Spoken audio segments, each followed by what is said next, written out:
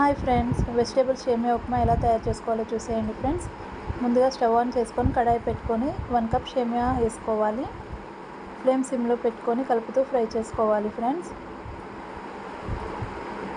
చూడండి ఫ్రెండ్స్, మనకి ఇక్కడ సేమియా అనేది ఫ్రై అయిపోయింది. ఇప్పుడు ఒక బౌల్లోకి తీసేసుకుందాము.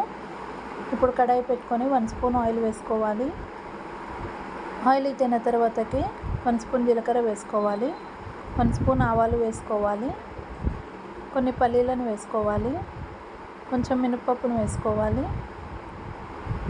ఇవి మంచిగా ఫ్రై చేసుకోవాలి ఫ్రెండ్స్. చూడండి, ఇక్కడ ఫ్రై అయిపోయాయి. ఇప్పుడు ఆనియన్స్ని కట్ చేసి వేసుకోవాలి. టమాటాస్ని కట్ చేసి వేసుకోవాలి. ఆలూని కట్ చేసి వేసుకోవాలి. కొన్ని క్యారెట్ని కట్ చేసి వేసుకోవాలి. కొంచెం కరివేపాకు వేసుకోవాలి. కొన్ని పచ్చిమిర్చిని కట్ చేసి వేసుకోవాలి. కొద్దిగా కొత్తిమీర వేసుకోవాలి. వేసుకొని మంచిగా ఫ్రై చేసుకోవాలి ఫ్రెండ్స్. మూత పెట్టుకొని మగ్గించుకోవాలి. కొద్దిసేపు తర్వాత మూత తీసి చూస్తే చూడండి ఫ్రెండ్స్, మనకి ఇవి ఇక్కడ మగ్గిపోయాయి. ఇప్పుడు మనం వాటర్ వేసుకోవాలి.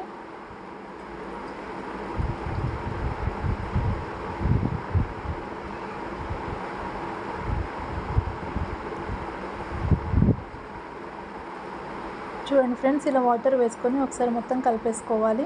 రుచికి సరిపడా సాల్ట్ వేసుకోవాలి. సాల్ట్ వేసుకొని ఒకసారి మొత్తం మిక్స్ చేసుకోవాలి.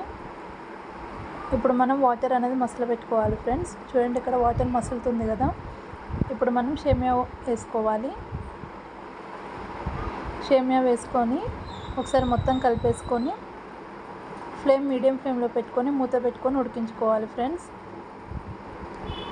కొద్దిసేపు తర్వాత మూత తీసి చూస్తే చూడండి ఫ్రెండ్స్, మనకు సేమియా అనేది మంచిగా ఉడికిపోయింది. ఇలా ఒకసారి మొత్తం కలిపేసుకొని ఇప్పుడు స్టవ్ ఆఫ్ చేసేసుకోవాలి. అంతేనండి, ఎంతో టేస్టీగా ఉండే వెజిటేబుల్ సేమియా ఉప్మా రెడీ. ఇప్పుడు సర్వింగ్ బౌల్లోకి తీసేసుకుందాం.